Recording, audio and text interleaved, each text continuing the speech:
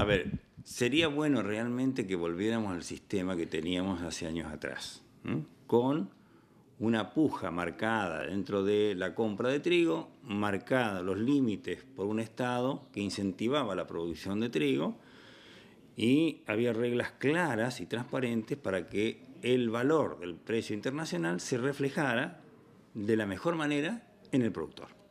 Es decir, lo que nosotros seguimos solicitando es volver a un mercado más transparente. Todo lo que no es transparente significa baja rentabilidad para el productor. Esto tiene que quedar claro. Entonces, lo que quisiéramos realmente es volver a un sistema parecido al que había cuando las reglas de juego eran más claras que cuando se empezaron a retasear los permisos de exportación y todo este tipo de cosas que era cazar en el zoológico. Consecuencia de todas esas medidas, que los resultados están a la vista, cada vez se sembró menos trigo, no fueron buenas, es que el año pasado tuvimos una producción muy baja. Además, con un problema muy serio que tuvimos en Entre Ríos, que fue el problema del fusario. Así que dentro de ese contexto, esta medida es buena. Es decir, que haya una devolución de parte de las retenciones al productor significa que puede haber un valor internacional reflejado acá adentro mejor. ¿De qué estamos hablando? Hoy hacer una hectárea de trigo cuesta, vamos a redondear, 3.000 pesos. Eso es lo que cuesta hacer una hectárea de trigo. Está tomado en esto también el valor de prácticamente 70% del trigo que se hace en tierra arrendada. Por lo tanto, si se divide por el valor de hoy, estamos arriba fácilmente los 30 y pico de quintales para llegar a lo que se llama rendimiento en diferencia, o sea, cuántos kilos de trigo necesito yo para pagar mis costos. Hoy estamos necesitando un valor mínimo de $230 para que los números empiecen a dar vuelta. Esta medida del gobierno es buena, siempre y cuando esa diferencia que va a pagar el gobierno esté en el bolsillo del productor a los 60 días de haber hecho la liquidación. Entonces sí, estamos hablando bien. Entonces, si esto se implementa bien, se instrumenta de una manera rápida y devuelven efectivamente ese porcentaje, creo que es una buena medida. No hay que perder de contexto que la situación de los productores en las últimas 3 campañas principalmente no es para nada de las mejores. En las últimas 3 campañas en la provincia de Entre Ríos no se han podido obtener una buena cosecha tanto de la fina como de la gruesa que permita al productor hacerse de un colchón y poder sostener la campaña siguiente. Por lo tanto, los números en el sector están sumamente finitos. Lo que también tenemos que aclarar acá en el caso de Entre Ríos es que venimos a partir de la seca del 2009, no tuvimos ninguna campaña completa donde el productor pudiera hacer caja para volver a tener capital de evolución necesario para no tener aprietes económicos. ¿Esto qué significa en términos de plata? Miren, Entre Ríos invierte alrededor de los 5.400 millones de pesos al año, Entre Ríos, los productores entrerrianos invierten alrededor de 5.400 millones de pesos al año para hacer las 2 millones de hectáreas de agricultura. Vamos a redondear, tomando el arroz también. Más o menos los 2 millones de hectáreas de agricultura que hace la provincia. Cuando hay campañas que no son buenas económicamente, va quedando saldo. Este saldo, que lo hemos cotejado con los gerentes de las distintas empresas, y 60 empresas entrerrianas, entre cooperativas de acopio y algún vendedor de insumos, que son los que soportan el financiamiento de prácticamente el 70% de los insumos con que trabaja nuestro productor durante toda la campaña. Esta pérdida de rentabilidad y esta pérdida de cosecha, tuvimos años con buenas cosechas y dificultades para vender, y tuvimos años de buenos precios y malas cosechas.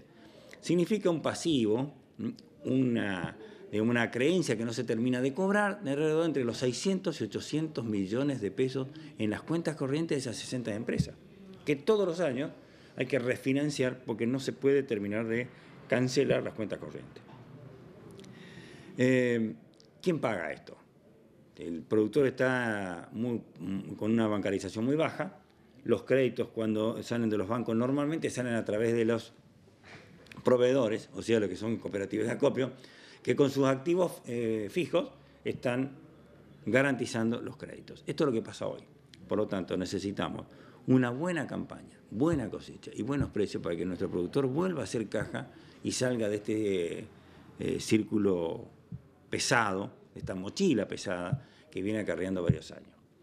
Es interesante un aliciente para el trigo. Entre Ríos necesita sembrar 300.000 hectáreas de trigo. ¿Por qué lo necesita? Porque además hay otra cosa, Martín, estos años de tanta soja hace que no hayamos hecho las retenciones, las rotaciones adecuadas. Y acá quiero aclarar, la culpa no es la del productor. El productor tiene que ser un empresario. Y cuando saca los números de la cosecha, y la decisión del productor es una sola vez al año, la que tiene que tomar la decisión económica, el cultivo que menos riesgo le da de perder plata primero y después de poder ganar algo es la soja. Entonces, ¿qué pasó con esto? Tenemos demasiada soja en la provincia y no tenemos las gramíneas necesarias, trigo y maíz y sorgo, cosa de empezar a hacer las rotaciones. Y la percepción que tenemos, eso lo hemos dicho también el señor gobernador, es que nuestros suelos están perdiendo fertilidad.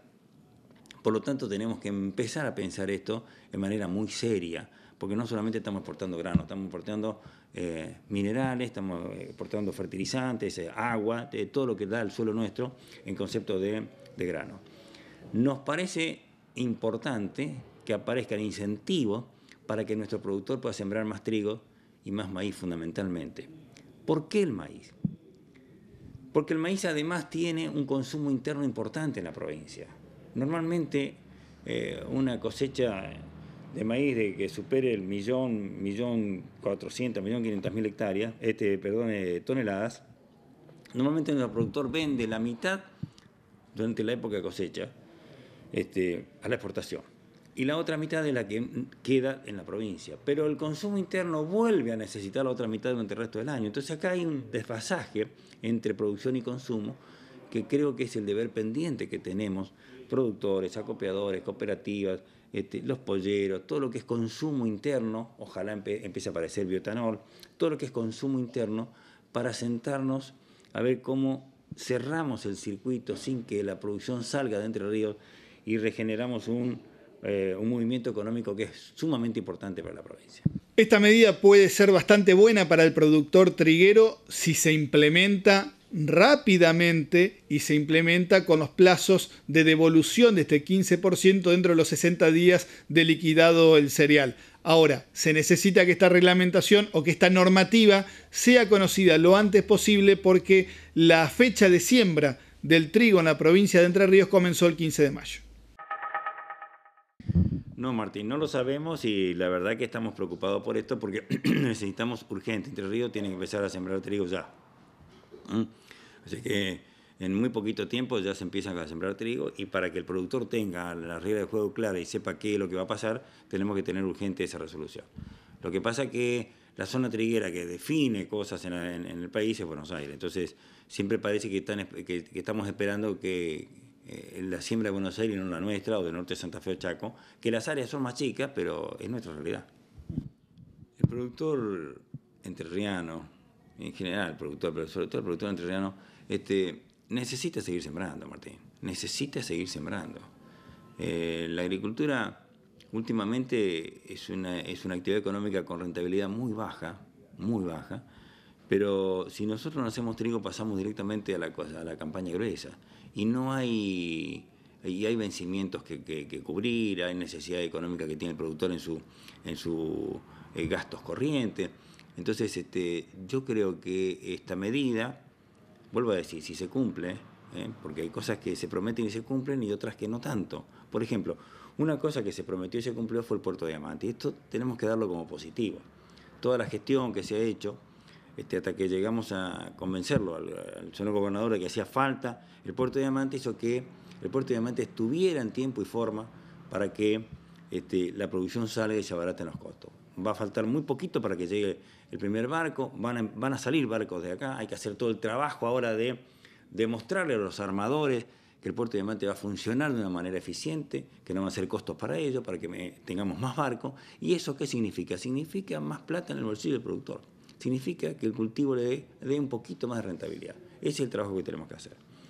Vuelvo a la pregunta. En la medida que este anuncio se concrete con medidas concretas y que esté demostrado que el incentivo es cierto, el productor va a responder. Y por último le preguntamos a Oscar Montero cómo había sido este cierre de campaña 2012-2013 que se está produciendo en estos momentos para el productor en general y cómo vienen los costos para la próxima campaña. La campaña termina muy rayera.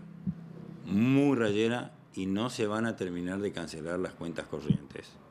Porque aparte hay que empezar no solamente en cancelar la cuenta corriente vieja, sino además hay que empezar con los insumos de la campaña nueva. Entonces, los números van a ser muy justos, ojalá alcancen a cubrirla, y hay que empezar a tener crédito necesario para los insumos para la próxima campaña.